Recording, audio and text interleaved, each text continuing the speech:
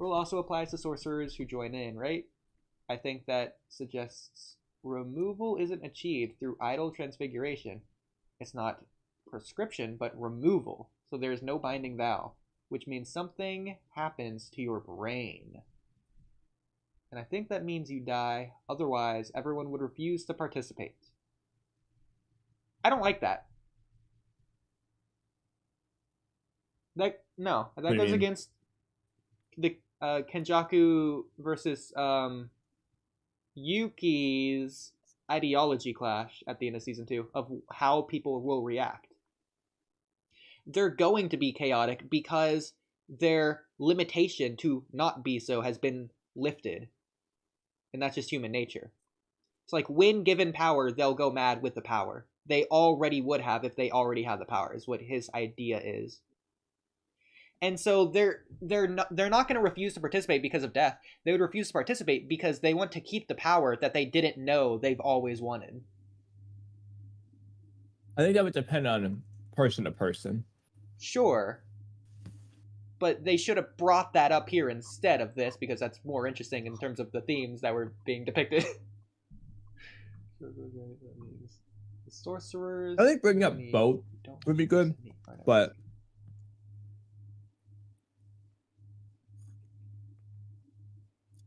does he even have a brain? That's crazy. So Maki doesn't have a curse technique. That's interesting. I mean, you kind of already know that though. She can't do curses. Sure. But she's not like Toji, in my opinion. Like she has her staff or whatever. No. Oh, she's like Toji. Stop. There's a difference. Okay. Like, have I not seen aura around Maki? Like, what's that? Is that just jujutsu energy? I don't think the anime does that. No, I don't know. Well, she fights people with aura. So. No, she doesn't. She just uses curse tools.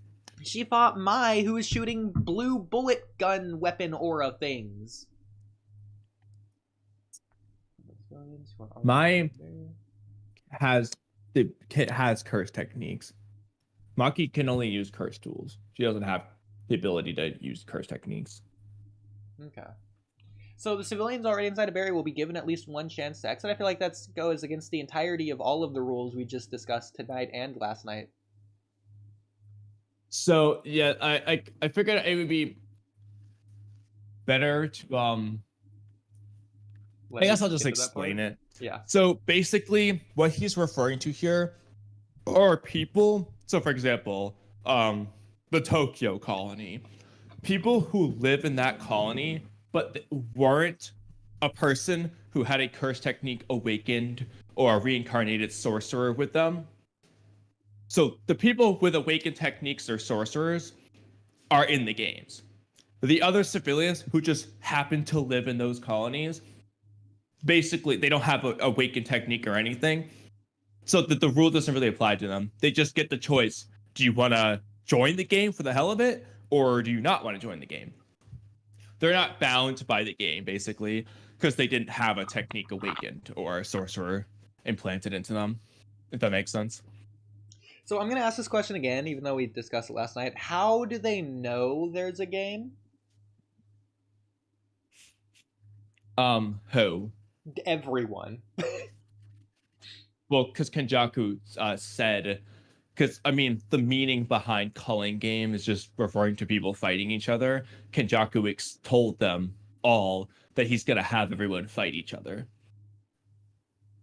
It's kind of like... what was the example? Oh, yeah. So it's kind of like how in Attack on Titan, they just so... Like, the people in parody just so happen to call it the Colossal Titan and an Armored Titan without actually knowing that's what the people in Marley call it. They just happen to come up with the same name.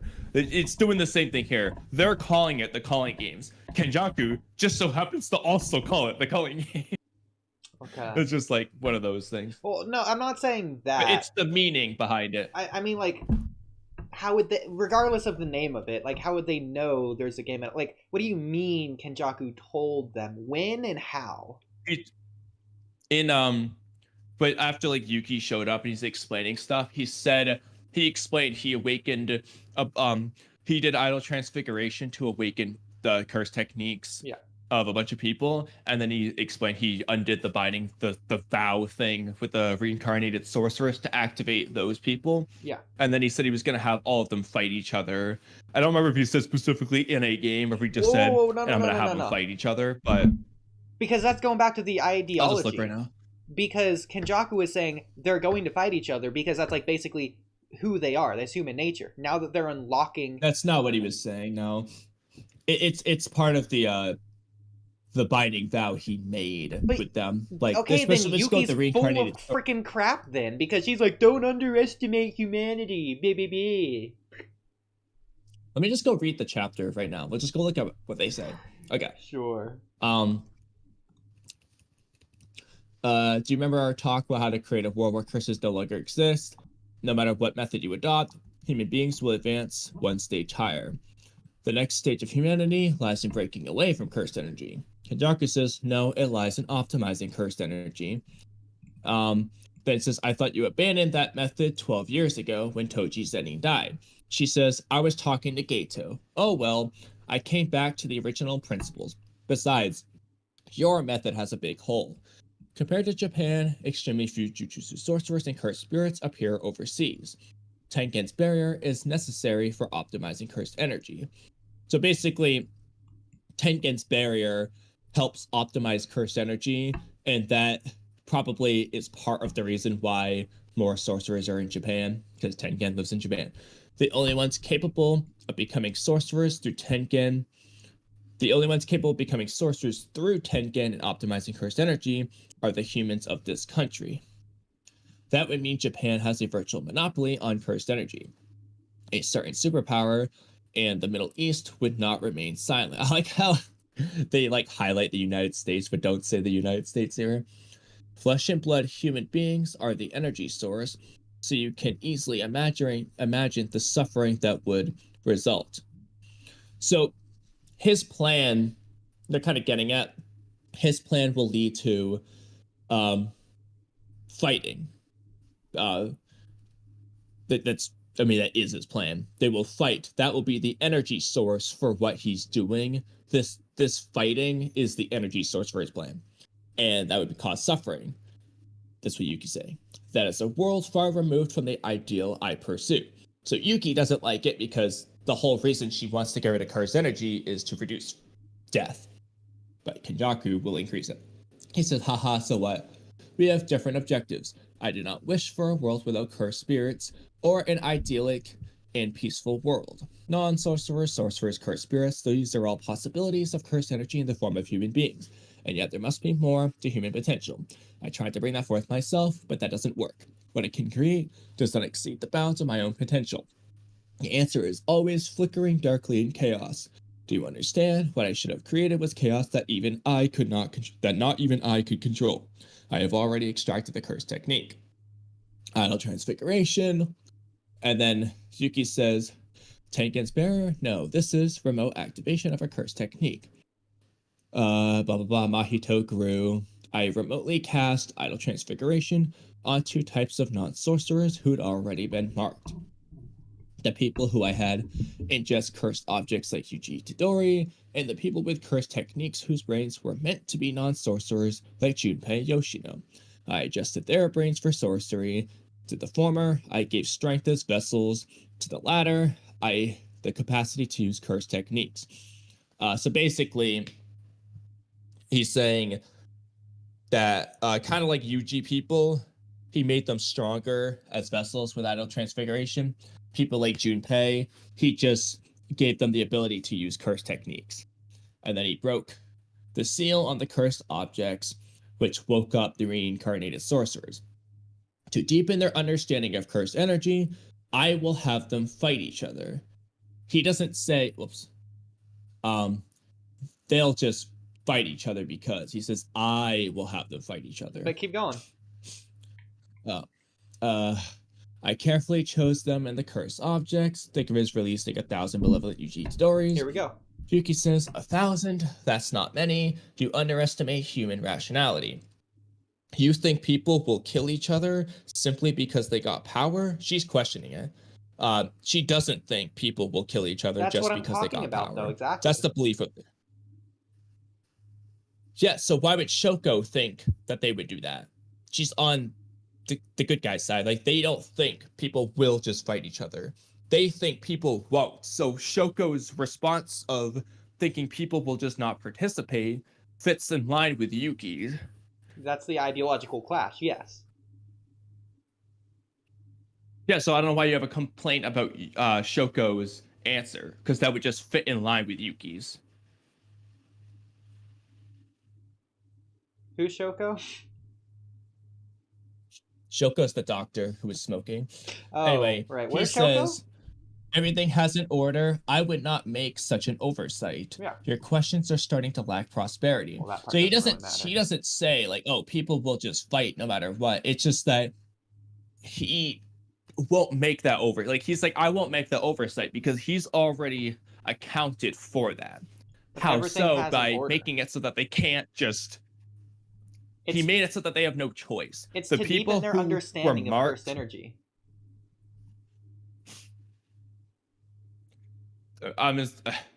That's what he says, yes. Yeah. But anyway, the point is he will have them fight each other. And how so? Well, because they're forced into it. The people who were marked don't have a choice. They either participate like or they die. People like Junpei would have fought anyways. That's fine if people like Junpei would have fought anyway. The point, though, is some people wouldn't have fought. There are people I know who would not have wanted to fight. I feel like you don't. There get what I'm are saying people in the games who are scared and don't fight. There's at least one guy I know, who just doesn't do anything. but that doesn't prove So- either of them wrong. That's fine. Because in Kenjaku's case, though, he's not saying they will or won't fight. He's saying they don't have a choice. They either fight or they die. And that's my problem. They don't want to die. I don't like that writing decision. So you basically think that Kenjaku should be like, oh, don't worry, they will fight. It's human nature. Yes, That's what you want, because basically, right? I like it to where he's giving them the keys. They're the ones making the choice. In fact, they're the ones essentially being the catalyst. They're the ones going out of their way to do it. It's just natural that it would happen. So I think there's good arguments for both. Because, for example, like, what you're proposing is a lot like Orochimaru with Sasuke, where he's saying like, oh, I don't need to kidnap him. He's gonna come to me anyway, basically. And in some aspects, that's almost scarier, because I was gonna say, in one hand, you could say him not giving him the choice. Well, I guess you could say mastermind-wise, that is objectively smarter, and it is more tactical. It does, in a sense, make him look smarter, but it almost does make him look more menacing if it's just like, oh, I already know it's human nature. It almost, in some way, makes it seem like he understands humans better. So I can feel you on that. Yeah, I get what you're saying now. And so I think that would be more menacing. I think that's fair. Yeah. Yeah, even if some people didn't fight, or if some people are scared, even if one person just chooses not to, that doesn't say anything in terms of this conversation, because Yuki is saying, basically it's a conversation about whether or not it's going to have a lasting or big effect, like on all of Japan or society or whatever. I will say though, you probably have to just redo the whole rules thing though, because part of the whole rule system is to make it so that the game will not end. So if it's up to the if hypothetically, if one really strong sorcerer just wants the game to end, they could theoretically make that happen if the rules weren't designed the way they are. I could see that being one problem. That doesn't really apply to just the first two rules. It could just be like, once you participate, you can't leave, basically. So, and then you have the rules after that. So you basically, I guess what you Sure. could say is that the awakened people have the same opportunity as the other people to get the choice to enter, but he's saying the people who got the awakened techniques will always enter. Basically, he's like they will enter. You could go that route. I think that'd be fine. But I think you'd want to keep the other rules just for the sake of the rest of the stuff. Sure, but that part doesn't really matter to me as much as the ideological clash that I want to focus on. I know. So, but it's you can flip it though. It's not just if there's one or two people that are scared, whatever.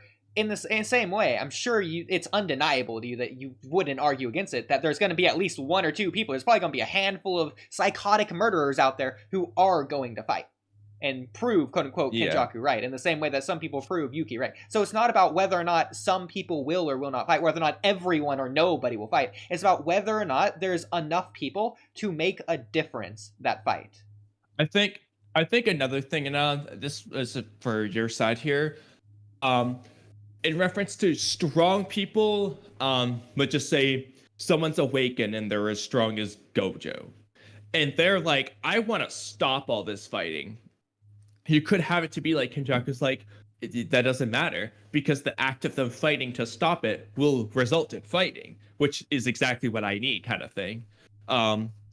So I guess you could just say it doesn't really matter because if let's just say half the sorcerers are scaredy cats, they don't want to fight. Okay, the other half that do want to fight will just kill them. That's what I need.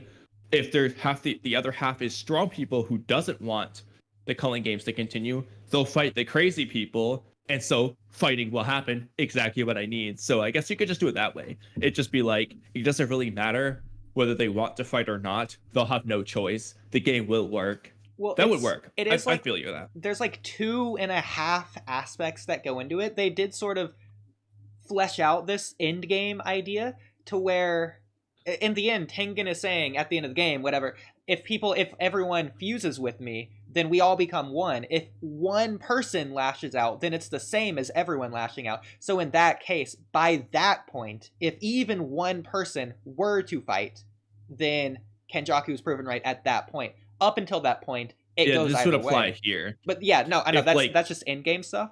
For now, though, this goes back to like the ideological clash of the hidden inventory stuff of Yuki talking to Geto, because Geto's idea is like to take out all the sorcerers in the world. That's basically what Yuki was explaining, or like to remove all the curses. Or take out the non-sorcerers. Yeah, all the non-sorcerers, whatever. Because the compelling part of the themes of Jujutsu Kaisen is the fact that sorcerers are fighting against humanity in a sense. Humanity is the one who makes the curses. It's humanity's ignorance that creates the curses. So they're fighting against the same people they're trying to save. Or in other words, the people they're trying to save are the ones who make their causing enemies. all the problem. Yes. Yeah, exactly. That's why I love Geto. Like, to compare, that's where Geto actually, if you break it down, has similarities to like Eren, Sasuke did a Shippuden, or even Kawaki here. Because it's like the people that Geto, the sorcerers are dying to protect. Exactly. It's not just a fight. They're that are dying. The reason they are dying in the first place. Yes, people are like. It's not just people. Their friends are dying. The ignorant are killing the unignorant. Yeah, like I said, it's like Haibara died to protect the person who created the monster that killed Haibara. Like essentially, which is also why Mahito in particular is literally the curse born from the hatred between humans. Yeah, and like Haibara is the born from humans. Like, this wouldn't increase Haibara's use as a narrative element, but I really wish we got more time with Haibara, fleshing out his character to make him, first of all, more likable instead of unknown for the audience, but also to improve or increase his relationship with the main characters on both sides, with both Geto. Like, imagine if Haibara is like one of Geto's closest friends. I mean, he could have been, but if it is, that was just off screen for the most he's really not enemies, but exactly, like it should have been the case.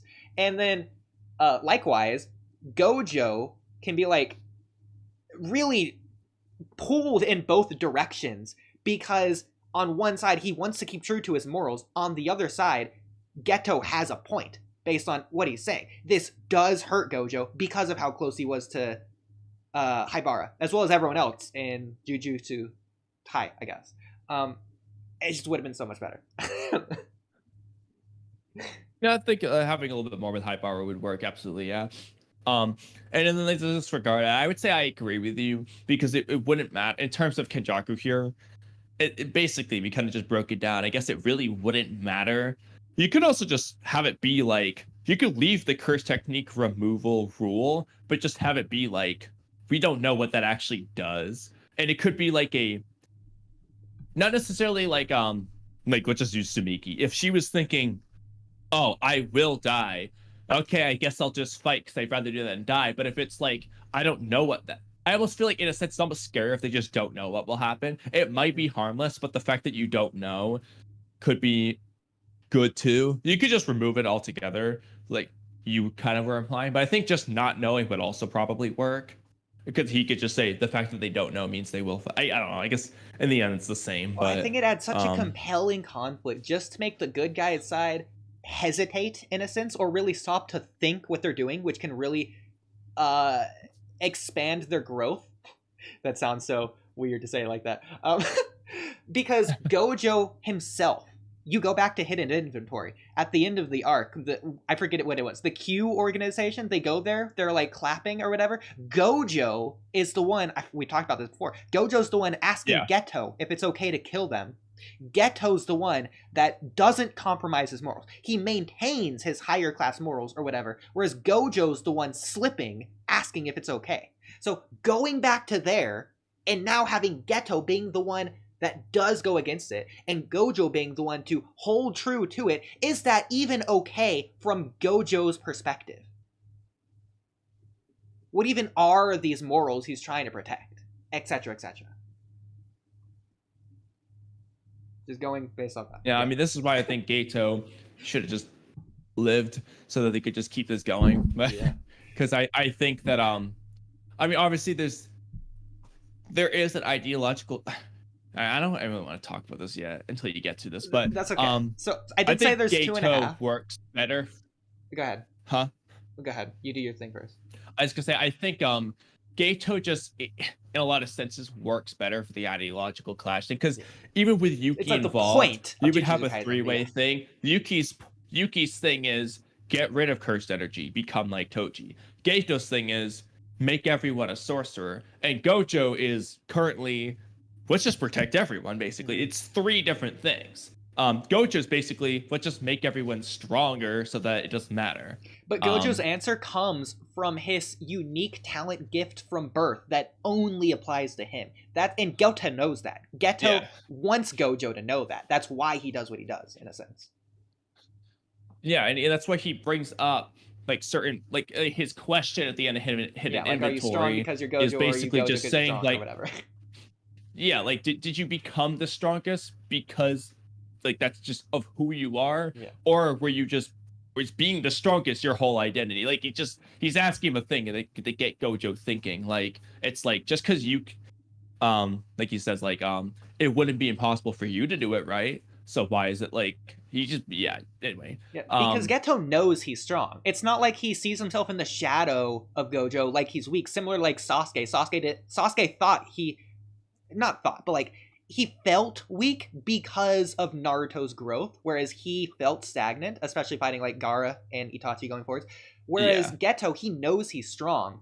It's just the fact that Gojo is the Messiah. He's in a league of his own, so he can't understand or relate to what it's like to be on a human level like Geto is, even if Geto's the strongest human. Yeah, it's like Geto is literally the second strong. Like they were both the strongest in Hidden Inventory until the end when Gojo pulled ahead, and because of that, Gojo's sense of, like, you could say his self-awareness just disappeared, because it's just like, you don't understand anyone and nobody can understand you now because you're alone. You are the strongest it's not we are the strongest, it's you are the strongest. You can't relate to anyone anymore, so you don't understand anything anymore. Yeah. So for me, it's a slow decay which I like. of JJK. First of all, they didn't introduce this ideological conflict. In my opinion, the entire point of Jujutsu Kaisen until season 2, so all of season 1, it just wasn't there. Crazy that they did that. And then they removed Jogo. Okay, for now at least. I think you could say Choso, to an extent. I mean, no, it's not fully there in They've stripped away my Itadori versus Yuta fight. All I have to look forward to right now is Choso. That's the only thing I care about in the story right now. Oh, Choso is the GOAT, bro. But sorry, I missed half of what you said, because I was gonna say technically JJK 0 does start some of the ideological clash stuff, and that is the start. It's not fully there. You don't get the explanation of the whole getting rid of cursed spirits aspect. That's not in the movie, but you do get like Geicho is trying to kill all non-sorcerers and make a world of only sorcerers, and Gojo obviously disapproves. You don't get the why for it, other than like you get the whole like this world, some of the problems of the world, how the strong are forced to protect the weak, and he says certain things, but you don't get the full picture. And I do think if JJK 0 just had the full picture, I suppose that would be perfectly good there. But he probably just didn't create it. I understand it's obviously... What are you saying after Jogo? Well, hang on. I understand 0 is obviously canon within the franchise, but within the boundaries of the Jujutsu Kaisen story, the manga, the anime, whatever, Jujutsu Kaisen, that's removed. Because we have to do that to stay consistent because of what we do with Boruto. Naruto's obviously canon to Boruto, but they have different themes, different values, so many different things. Even Two Blue Vortex is a different series from Boruto, Naruto Next Generations, and you know how much we make fun of that. Going back to Naruto, Kakashi Chronicles is 6 chapters of the Naruto series. Shippuden doesn't exist in the manga. It's one Naruto manga. It's one story, even if it's 2 different parts. It's segmented. This isn't the case for Jujutsu Kaisen 0. Well, no, okay, so here's the difference. Jujutsu Kaisen did the reverse of Boruto. Boruto created a separate series. It's that they're connected. Like in that sense. JJK, instead of like so originally it's a different name. What they retroactively put it into, so it is technically it's volume 0 of Jujutsu Kaisen. They just retroactively, what he created, Jujutsu Kaisen, said, actually, these are the first, the volume 0 chapters. So it is technically part of the Jujutsu Kaisen manga. It was just retroactively turned into it, if that makes sense. But it is technically like part of the manga. It's just volume 0. I don't like it. It's the same as Naruto. Naruto it's not as seamless as Boruto. Kakashi Chronicles. It's like you need Naruto for Boruto, essentially. But like you don't, but because like, it's for not, example, Naruto isn't a part of Boruto's story. Volume 0. But Naruto isn't called volume 0 of the Boruto manga. You know what I'm saying? It wasn't retroactively turned into a chapter or volume of the Boruto series. It's the first series. Boruto is the next series. Two Blue Vortex is the third series. Okay, let me ask you this. The Minato manga. They just did it different. It's the same point. I agree with you overall. It's the same premise. The Minato manga. Technically, they changed it. So where are you considering the Minato manga? Is the Minato manga the same idea as Jujutsu Kaisen 0? Of obviously, besides the 0 aspect, I know Minato manga isn't considered retconned as a volume 0. But are you considering that within the bounds of the Naruto story? The Naruto story? Or are you considering that within the same franchise? But like separate from it, but still canon, obviously, in the same timeline. But yeah, so basically, for the Minato manga, it's by definition would be a Naruto side story because it's Naruto Gaiden. I don't know if it says Naruto Gaiden in it. Let me just double check real quick. It says Naruto Gaiden or not. It's Minato, the world, the spiral within the world within the spiral, something like that. Vortex. Yeah, but it might. I just want to see if it says Naruto. Like, you know, The hair what we world. call Naruto Gaiden, it really is Naruto Gaiden, the Scarlet Spring, whatever it's called. This just says Naruto, the world within the spiral. Yeah. Which makes it confusing, but I mean, it's not considered like a volume of Naruto as far as I'm aware. So I would say no, it's not part of the Naruto manga. The same as, well, is Naruto Gaiden? I know it's technically considered chapters 701 through 710. No, it's not. No, it's not. The Naruto manga. Considered chapters 700 plus 1 through 7 is the way it's considered. Wait, what? So for example, chapter 1 of Naruto Gaiden is considered Naruto chapter 700 plus 1. Really? I'm That's serious, funny. yeah. Okay. So in that, okay, so let's use that one then, because that's probably the best. That's Sure. really the closest example to Yeah. this. It's at the end rather than the beginning, but so in that case, I don't know if you know, is it considered like volume 71 of the Naruto manga, or is it not considered like that? No, it's not considered like that, I'm pretty sure. I'm not sure, actually. I don't know. That's an interesting question. I don't know, because I mean, if it's considered the chapter-wise, that would be similar to how the volume 0 thing is considered chapter 0.1, 0.2, 0.3, 0.4. I would consider it similar in that regard. But it's like officially it's Jujutsu Kaisen volume 0 rather than the Metropolitan School of Tokyo, whatever it's called. The original name. So like I said, I think it's a really gray area. So I don't know in technicalities what's correct. I'm gonna preface that real quick. But if hypothetically, let's just say Naruto Gaiden is considered volume 71 of Naruto, by technicality, it's like in some sense, yes, it would be part of the Naruto story, but in some sense, no, because it's literally just not called Naruto Chapter 701. It's called Naruto Gaiden, the Scarlet Spring, Chapter 700 plus 1. So which makes it seem like, no, it's technically not part of the Naruto manga. Okay. So I feel it's really tricky. So- So I on one hand I agree with you. I don't know technically whether it is or not. It just know it's called. It's on Viz Media. You go in the thing and it's the first chapter 0.1. Like that's all I know. I would say it's at the very least. It's literally in the Jujutsu Kaisen. Like you can't, unlike Naruto Gaiden, which you would pull up under a separate entry. For this, it's literally in the. When you go to get it, it's in Jujutsu Kaisen. That's the section, and it's on the list of chapters. Like, I think it's a fan website probably or something, or at least Viz isn't technically. no, Viz is the distributor, but it's the English distributor. Like they're doing their own thing. Yeah, but I wouldn't call it a fan website. It's like an external company. It's still official.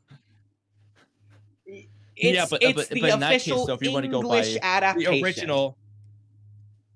Okay, that's fine, but if you go to buy the Japanese volumes, it's Jujutsu Kaisen Volume 0, not Jujutsu Gaiden. Well, you know what I mean? Like, it's not like that. Okay. Oh, okay. Here's an interesting way. Let's just assume, hypothetically, Naruto Gaiden isn't a part of Naruto in any way. It's actually, hypothetically, it is officially Boruto Volume 0. Because I think this is a fair analogy, because Boruto is like almost entirely, if not completely entirely, removed from Naruto Gaiden. It's not even, like, Boruto's not even the title, first of all, and only Naruto is.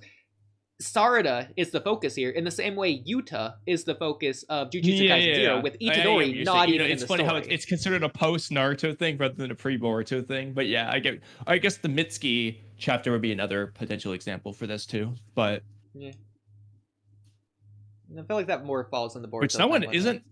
That one might be officially Boruto. I mean, it's also not Boruto Chapter 0, because if you look it up, I think it says Naruto Gaiden in it too, I think, but...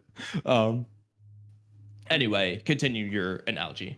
Yeah, well, I mean, again, because like Sarada is similar to Yuta in this case, to where they're kind of the main characters of these arcs, with the main character of the story of the other part of the main story not even in it at all. the title or anything. So Yeah. and then it's telling its own story, almost removed from the main story, but not really. Because that's the main thing. That's the main thing for me, is that the story of Jujutsu Kaisen 0 is really, obviously there's certain similarities.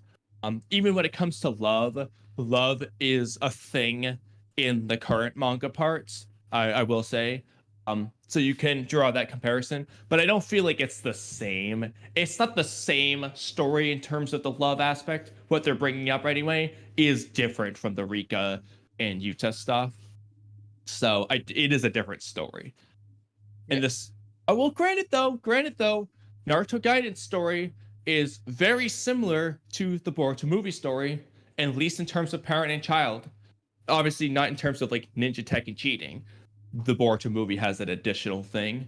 And then obviously Naruto Gaiden has the evolution thing, which is a little bit different, but they're actually more similar than you might think. Well, I feel like even if the Jujutsu Kaisen 0 story is quote-unquote necessary for the information it has, that information isn't necessary there. Like, it's essential, but you still get that essential information within the bounds of the story of Jujutsu Kaisen itself whenever it's needed. For example, yes, Geto died in Jujutsu Kaisen 0. We don't need to know or see him die in Jujutsu Kaisen 0 to understand he dies in the story. In fact, it's still revealed with the same emphasis on it in Jujutsu Kaisen's story as it would have been otherwise. With like Geto. Yeah, they reference the Night Parade like, of 100 Demons stuff a lot, or especially early on with Yuta. Yeah. Like they're almost skipping over, not really skipping over things, but like they're explaining things as if we already have some idea of it. For example, Yuta and Miguel's relationship. Miguel's introduction to the Jujutsu Kaisen story, not 0, Jujutsu Kaisen, was through like Yuta's flashback randomly explaining it, but like that's he's just fine. Mentioned, he's just name dropped. Doesn't really mean anything to us. Yeah, sure, but like, okay, my point here, like, Sarada was introduced or reintroduced into Boruto as a first introduction in the same way Yuta's scene of like at that convenience store at the end of Shibuya, or beginning of Clothing Games, whatever you want to consider it, as the first introduction into the story. That's the point of the scene, to introduce the character into the bounds of this story, within the brackets of it. I guess it depends what you want to count as an introduction, but it's formal introduction, I guess. I'm fine with that, yeah. Okay, I think that's fair. Okay, I like that compromise. Within the brackets of the story, it's the formal introduction or formal explanation or whatever. Jujutsu Kaisen 0 is a part of the story informally. I'm okay with that. Well, that's not what I meant. But what I meant was he is quote unquote introduced at the very beginning of Jujutsu Kaisen. They name drop him like 5 times. They show a picture of him. They discuss things he's done, but he doesn't, physically see him show up until season 2 there. But he's like technically introduced earlier, is what I meant. Kind of like Madara, in the sense that he's referenced, he's discussed, you see flashbacks of him, but he doesn't actually come into the story until the war arc. It's kind of like that, is what I meant. But got another analogy.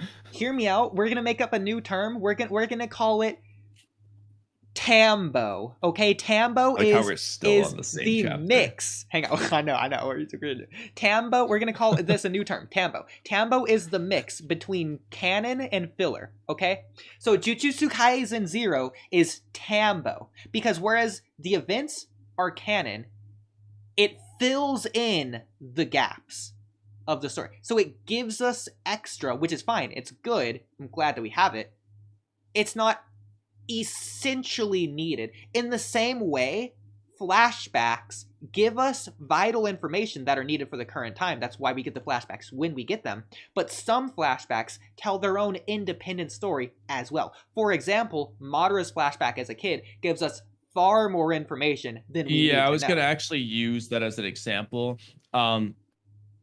So, like, I'm obviously in the Naruto flashback of Hashirama and Madara is more extensive than any flashback we get for the Volume 0 event. So I consider it but like hypothetically, Tambo. If Kishimoto, but it's because if Kishimoto had hypothetically done a or hell, let's just say the Kakashi Chronicles. Let's just use that actually Sure. instead. If Kakashi just wrote the Kakashi Chronicles, like he just wrote that story, the first thing he wrote, and then he writes Naruto after, and then he just includes a mini flashback here and there discussing the Kakashi Chronicles, which they do anyway. Like they discuss the events of when Obito died.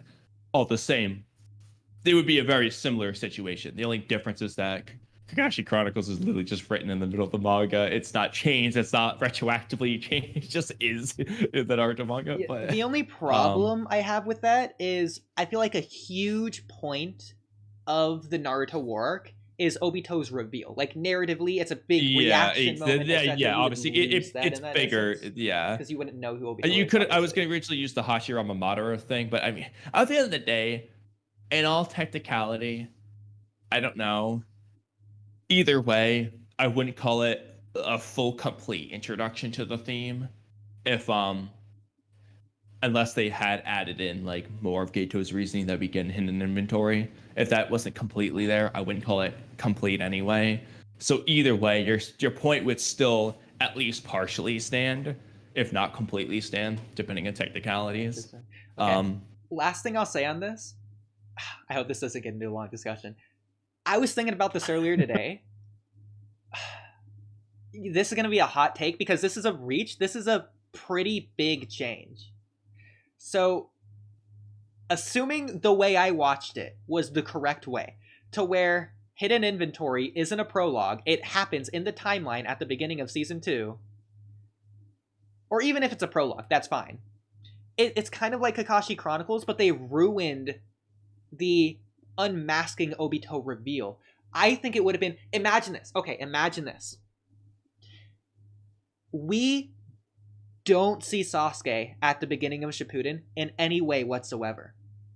And the first time we see Sasuke, I don't know what a good analogy would be for when. I guess 5 Kage Summit. Let's say honestly, I mean, to me, I was gonna say this is almost like, I think your Kakashi Chronicles was this is a different discussion, and I hate to interrupt it with this, but it's almost the reverse.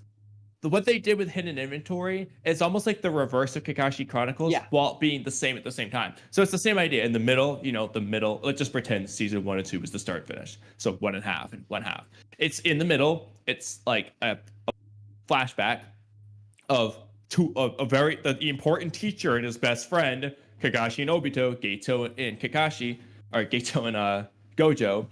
The only difference here is, instead of it being this guy Obito the friend pretending to be Madara, it's Madara pretending to be Obito, and then the mask comes off and it turns out he's actually Madara. Basically, like, imagine that in the war arc. Madara is pretending to be Obito, and then he takes out the mask and it's revealed he's Madara. That's what actually happened in JJK. So it's the reverse. I think the ideal JJK experience, I think I've got the closest, but even I couldn't get all the way there, and everyone else wasn't even there at all. So I was sort of stuck in the middle, to where I think the best way to view Shibuya would have been through Gojo's knowledge and Gojo's perspective. Imagine, in the story, you see Geto die extremely early on, and throughout the entire story, you never see him again. You think he's dead and gone. He comes out in Shibuya. Yeah. And you... Yeah, so that would be more similar to the Obito. Just situation. like Gojo, you're not expecting it at all. Yeah, just like Obito, you're not expecting it at all. So that's the biggest revelation in the entire series, right there. Geto's still here. Oh my god. Years later, where's he been? What's he been up to? This is Gojo's friend. Oh my god. And then it's revealed it's Kenjaku. That's a second revelation. The whole story has been flipped on its head, and we have been taken along that ride the entire journey, every step of the way, all in that one moment. I think that's the best way we could have got the story.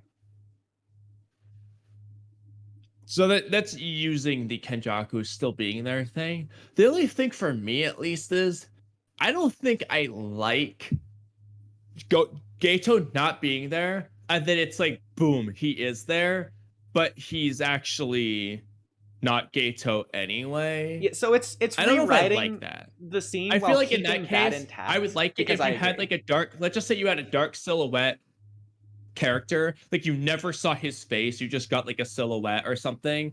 And he's talking to like Mahito and stuff, so you know they're working with someone, but you don't know who. And then for the first time, you actually see his face in Shibuya, and it is Gato, the real Gato. I'd be cool with that. But I don't know if I'd like it just, oh, but it's actually not Gato anyway. I don't know. I feel like in that case, I almost rather it be the way it was, where you think it's Gato and it's not, versus, because it's just, well, I disagree with that. like I said, like imagine Madara's just not there the entire time. Then he shows up in the war. That's the first time you see him, and he's just pretending to be Obito for like 5 seconds, and then he takes off the mask. He's like, "JK, I'm Madara." No, again, I feel like I'm doing the rewrite thing to where I'm keeping it with the same story that we got. I'm just shifting the perspective of what information the audience has to keep everything in the beats of the narrative the same. It's just how the audience would perceive it. But I agree with what you're saying. I think in this case, removing Kenjaku would probably just be better anyways. But that's changing the story. Yeah, at like that point. I don't think I like. But the thing is, I know you're trying to keep the Kenjaku part just for that part, but I don't think I like the idea of Gato. We just don't see Gato in season 1, and then we see him. It's like, wait, Gato's back. And then he just immediately reveals he's not actually Gato. At that point, I'm like, I almost just feel like just don't involve Gato at all. I don't know. I don't like that.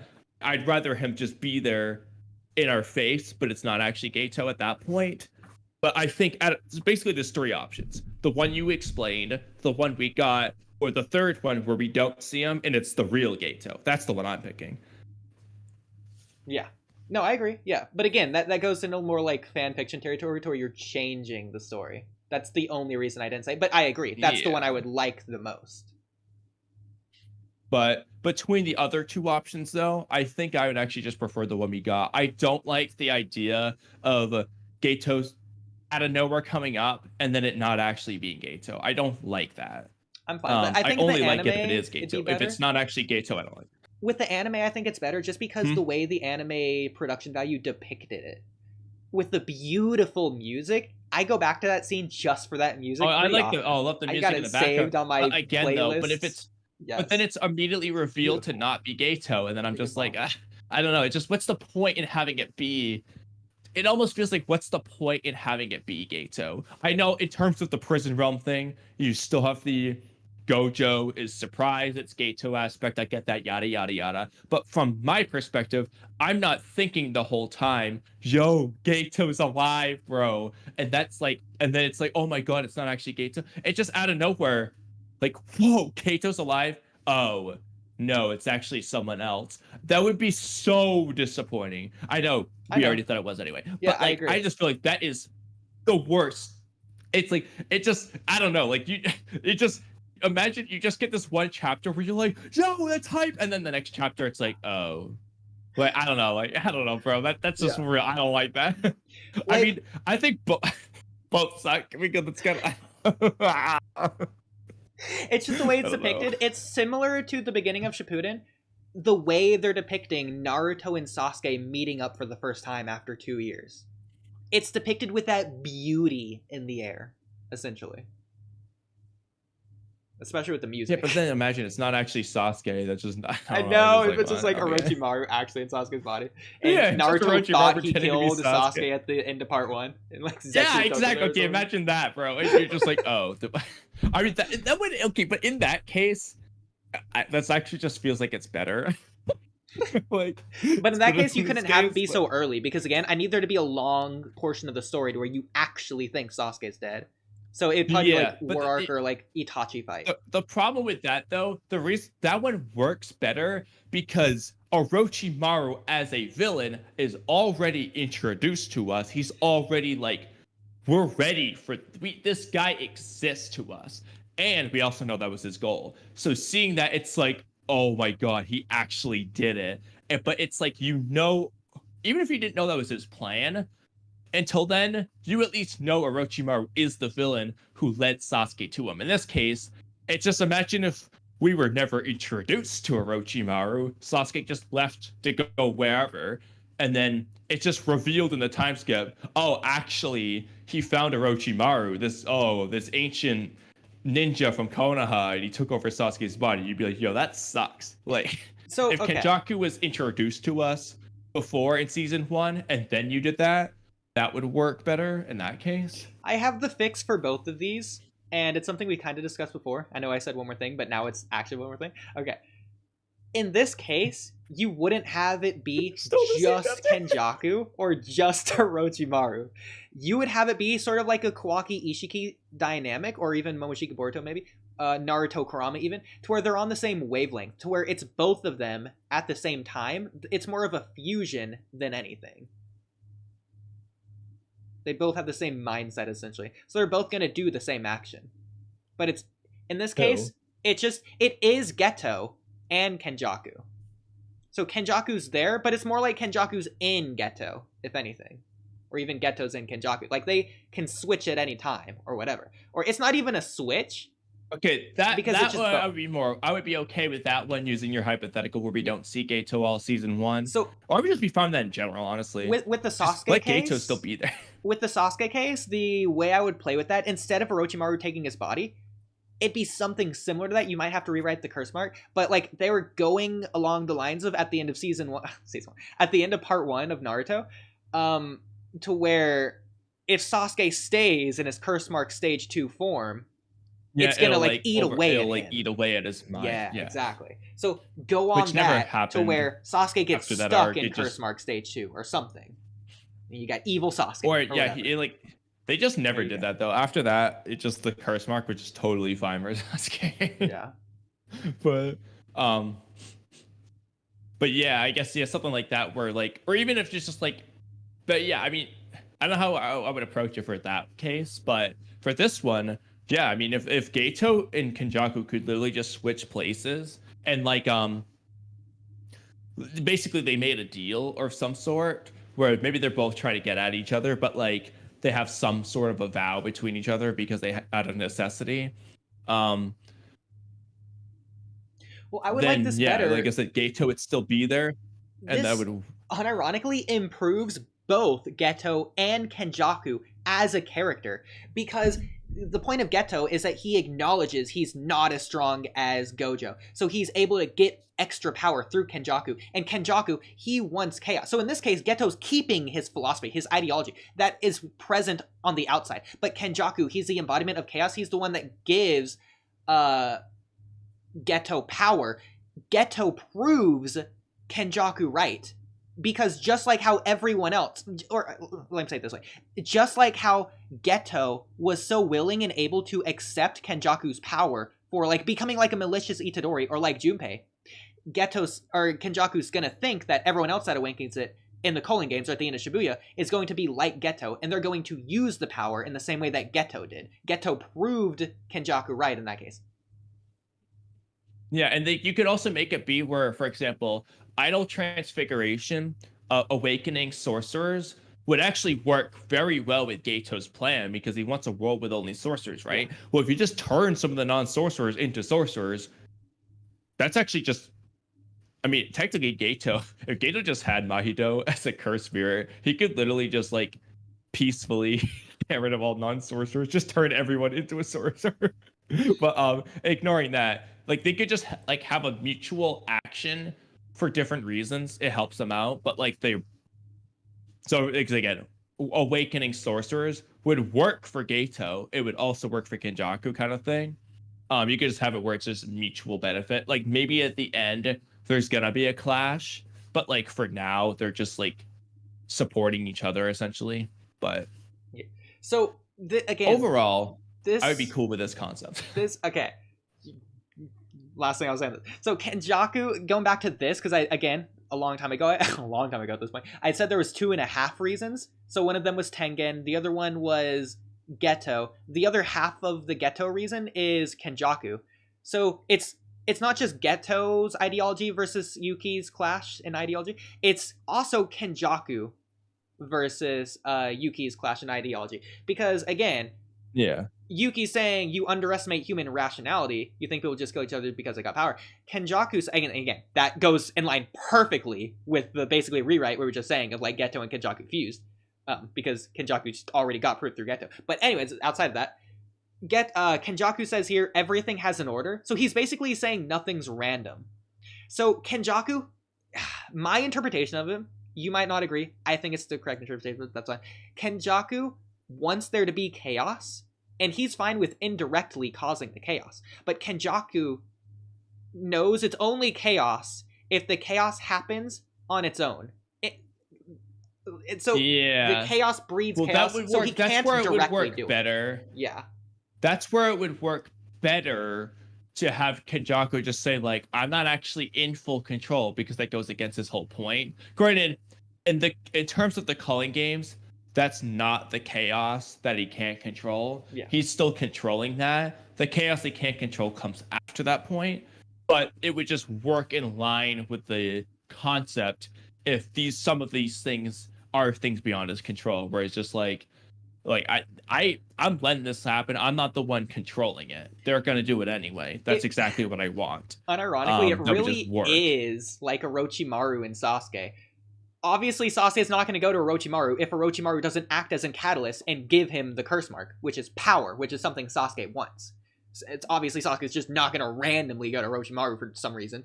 But at the same time, it would have been as easy as day for Orochimaru just to kidnap Sasuke and to have him go against his will. But Orochimaru didn't want that, because he wanted Sasuke to go to him of his own will, because Sasuke wants power. He wants both of those things at the same time. And he eventually got it, because Sasuke proved him right. And that goes based on even furthering this. Sasuke proved Orochimaru right.